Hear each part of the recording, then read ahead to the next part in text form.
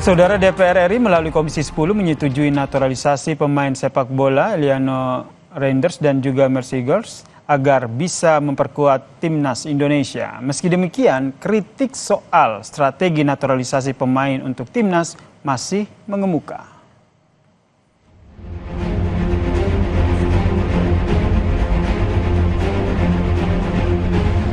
Optimis jika pemberian warga negara ini cepat, ini Oktober PSSI memiliki target untuk memainkan.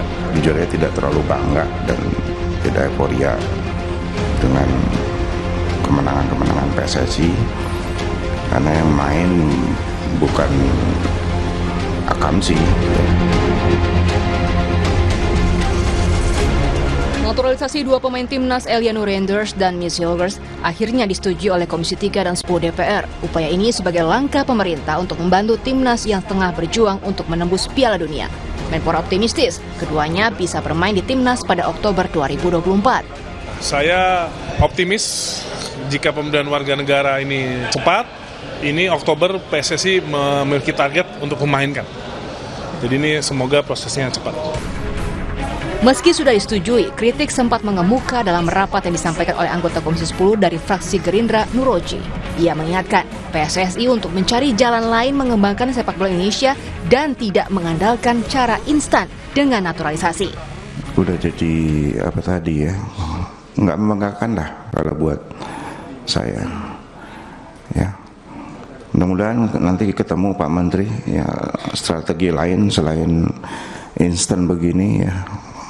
Buat saya nasionalisme itu satu harga mati, dan ya bagi yang punya keturunan Indonesia, bagi saya nggak ada masalah. Ya. Anggota Komite Eksekutif Exco PSSI Arya Sinulinga menilai proses naturalisasi pemain timnas jangan dijadikan kontroversi karena proses yang dijalani sudah sesuai prosedur dan telah menjadi WNI yang sah di mata hukum. Kok bisa-bisanya mempertanyakan mereka gitu dan kebangsaan mereka? Mereka udah kita urus sesuai dengan hukum kita. Mereka mendapatkan warga negara, ya. Kemudian mereka juga kita bawa nih ke FIFA, pindah federasi dari negara asalnya menjadi federasinya Indonesia. Usai naturalisasi Mercy Girls dan Eliano Reinders Rekatompesi disetujui DPR, selanjutnya berkas diserahkan ke Presiden Jokowi untuk penerbitan Kepres dan pengambilan sumpah setia WNI. PSSI berharap keduanya bisa dimainkan pada pertandingan kualifikasi Piala Dunia 2026 bulan Oktober nanti melawan Bahrain dan Tiongkok. Tim Liputan Kompas TV.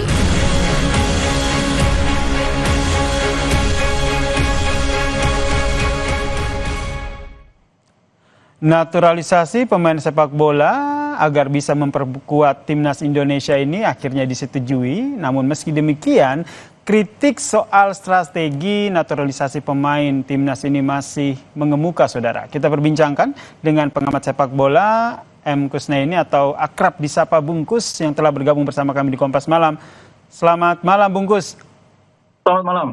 Ini masih menjadi sorotan nih, tapi kalau kita lihat kan sebenarnya banyak yang menilai naturalisasi pemain keturunan di timnas ini nyatanya ini bisa meningkatkan performa tim. Tapi kenapa masih saja menjadi pro dan kontra? Iya, kalau fakta bahwa peningkatan performa tim nasional itu terjadi sesudah bergabungnya beberapa pemain yang kita sebut naturalisasi, atau kalau yang lain mungkin keberatan disebut naturalisasi, tapi pemain diaspora atau apapun labelnya, itu kan faktual ya, itu terjadi. Prestasi kita dari segi peringkat FIFA, dari segi pencapaian di kualifikasi, dari segi pencapaian di Piala Asia, itu kan terbukti memang ada peningkatan.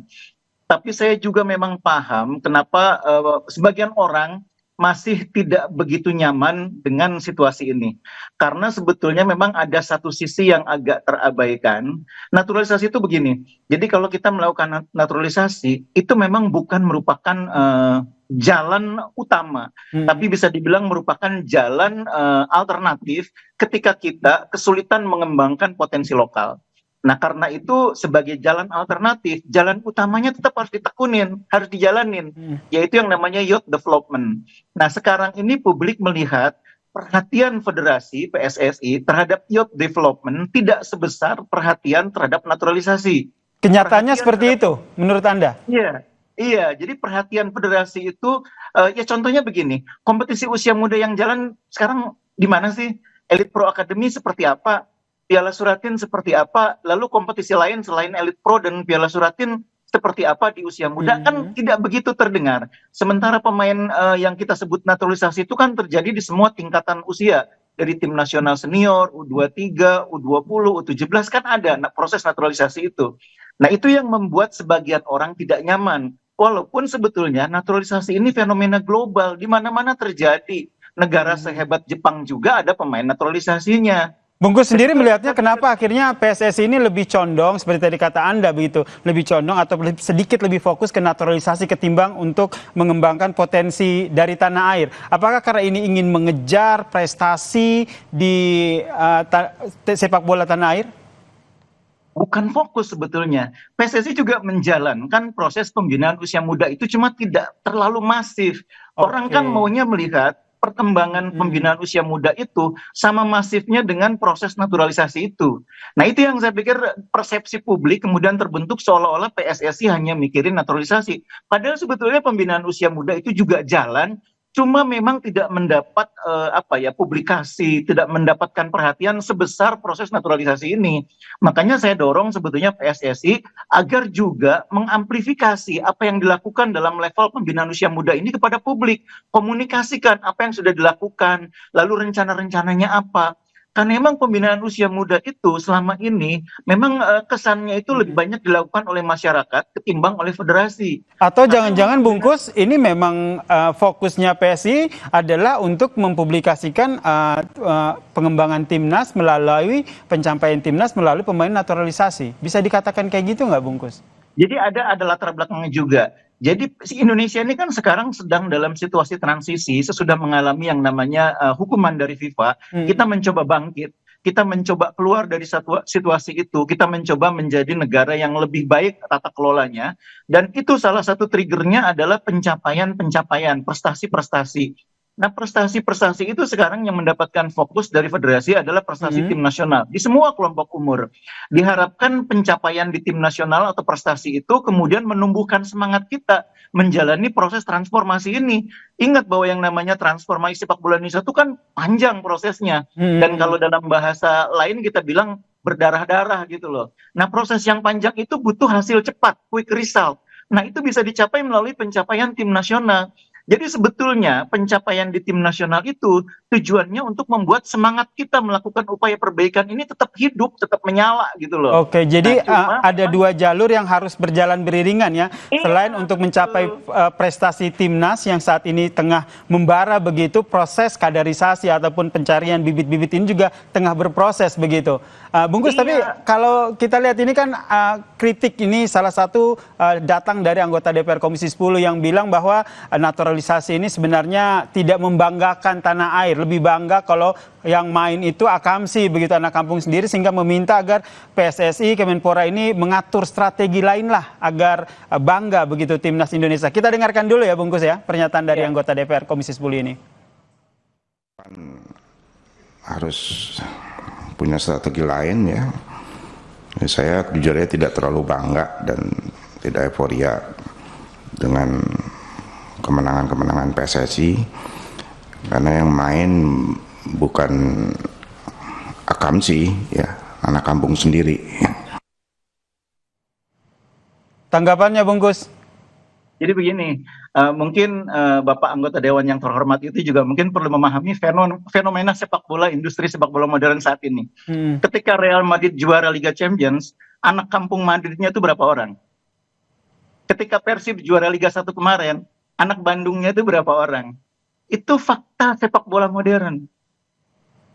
Itu tidak bisa dibantah. Ketika katakanlah Jerman bermain di Piala Dunia U17 kemarin dan menjadi juara, anak asli Jermannya itu berapa? Dan itu tidak pernah dipersoalkan. Semua orang Jerman tetap bangga Jerman juara. Semua orang Bandung dan sekitarnya tetap bangga Persib juara. Nggak peduli pemain yang namanya Rahmat Irianto tuh dari Surabaya, nggak peduli yang namanya David da Silva tuh orang Brasil, tapi yang dibawa adalah bendera Persib. Nah, sama dengan tim nasional, mau yang main itu pemain yang lahir di Belanda, mau pemain itu yang lahir di mana, Tapi ketika main di lapangan itu kan lambang Garuda di dada. Itu yang tidak boleh lupa. Yang dikibarkan itu bendera merah putih. Kalau Bapak anggota dewan yang terhormat tidak bangga, nggak apa-apa. Kalau saya tetap bangga. Oke, jadi menurut Anda nih ini adalah bukan strategi hanya di Indonesia, tapi strategi hampir di semua tanah air.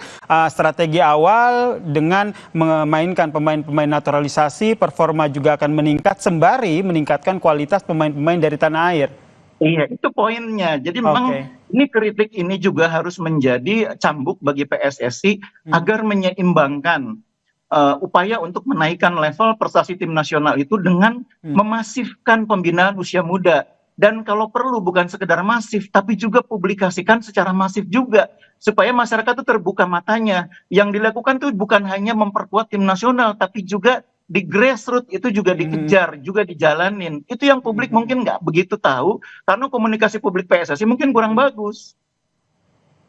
Tapi mungkin harus diperjelas juga ya timeline-nya ya. Ini seberapa lama naturalisasi ini akan mendominasi? Karena kalau kita lihat sekarang ini kan jumlahnya sudah hampir seimbang begitu ya. Naturalisasi dan juga non-naturalisasi begitu. Ini kedepannya nih akan seperti apa yang harus dilakukan? Ini kan bukan proses yang bisa menggunakan pendekatan matematika ya. 2 ditambah 2 jadi 4 gitu. Enggak begitu.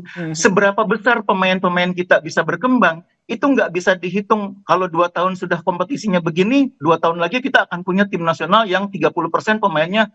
Nggak bisa, itu kan bukan hitungan matematika. Itu berlangsung secara alamiah. Nah, memang yang harus dilakukan adalah terus mencoba, terus berusaha supaya semakin banyak potensi pemain lokal itu yang bisa berkembang. Itu yang bisa kita lakukan. Spiritnya di situ. Tapi hitung-hitungannya ini bukan seperti matematika 2 ditambah 2 sama dengan 4. Meskipun nanti ke depannya akan ada kekhawatiran begitu jika tim ataupun pemain naturalisasi ini akan mendominasi. Ini jangan dijadikan sebagai sebuah kekhawatiran tapi harus dijadikan sebagai sebuah PR begitu. Tapi tidak dalam sejarah sepak bolanya tidak akan begitu juga. Tim nasional Jerman tetap ada pemain-pemain Jermannya, tim nasional Belanda tetap ada pemain-pemain Belandanya. Tim nasional Indonesia saya percaya dan hakul yakin pemain-pemain lokalnya tetap akan ada yang muncul menjadi bagian dari tim nasional. Bahwa memang kemudian ada pemain dari luar, yaitu realita, itu fenomena global. Kalau misalkan gara-gara ada pemain dari luar itu terus kita nggak bangga karena dia bukan akamsi, ya artinya kita mengingkari fenomena global itu. Jadi kekhawatiran akan tim naturalisasi yang mendominasi ini menurut Anda terlalu berlebihan begitu ya? Harus dilihat dari sudut pandang lain bahwa ini sebagai sebuah pemicu agar timnas Indonesia ke depannya lebih baik lagi. Yang harus dilakukan oleh PSSI ini seperti apa? Karena kalau kita lihat setiap kali ada naturalisasi pro kontra ini selalu muncul. Iya, kekhawatiran itu boleh karena itu menjadi cambuk ya bagi kita ya. Karena kalau tidak ada yang bersuara seperti ini mungkin juga menciptakan zona nyaman bagi federasi, agak mengabaikan proses yang satunya lagi seperti yang saya bilang tadi. Ini kan 2 sisi mata uang. Naturalisasi ini tujuannya sebagai trigger untuk mempercepat, katalis. Tapi proses yang natural pembinaan usia muda itu tetap harus jalan. Jadi antara yang dilakukan dalam upaya proses percepatan melalui katalis naturalisasi dengan youth development yang prosesnya panjang, itu dua-duanya harus jalan. Kekhawatirannya boleh, cuma maksud saya jangan juga dilebih-lebihkan. Dari youth development ataupun pengembangan anak-anak dari tanah air sendiri ini Anda melihatnya sudah sejauh mana progresnya? Apakah dari liga yang sudah berlangsung di tanah air itu saja sudah cukup atau perlu hal lain? Perlu lebih intensif lagi. Sekarang ini sudah ada yang namanya kebijakan memastikan bahwa dalam kompetisi Liga 1 ada pemain usia 23 tahun ke bawah. Begitu juga dengan Liga 2, itu hal yang positif. Tapi yang juga harus dibenahi bukan sekedar regulasinya itu, tata kelolanya juga. Contoh bagaimana kemarin di PON terjadi kasus kericuhan, bagaimana di kompetisi Liga 3 yang amatir itu masih banyak terjadi kasus penyerangan terhadap perangkat pertandingan. Itu kan menggambarkan bahwa di level pembinaan usia muda kita masih butuh upaya serius. Dan upaya serius itu memang diharapkannya dari siapa? Dari PSSI memang. Karena otoritas sepak bola nasional itu PSSI. Dalam hal inilah makanya saya dorong federasi itu juga lebih memberikan perhatian yang sungguh-sungguh, memberi perhatian yang lebih besar, dan lebih dari itu juga mengkomunikasikan kepada publik upaya-upaya yang dilakukan untuk menjalankan satu sisi yang lain ini, youth development-nya, di samping sisi yang kita sebut sebagai katalis tadi.